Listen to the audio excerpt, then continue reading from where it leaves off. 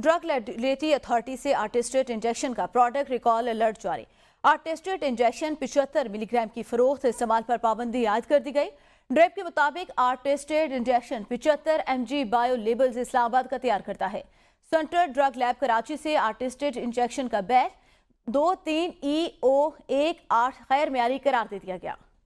आपको बताएं, आर्टेस्टिक इंजेक्शन के हवाले से मजीद तफसीलात जानते हैं नुमाइंदा AB न्यूज़ नदीम चौधरी से। नदीम बताएगा।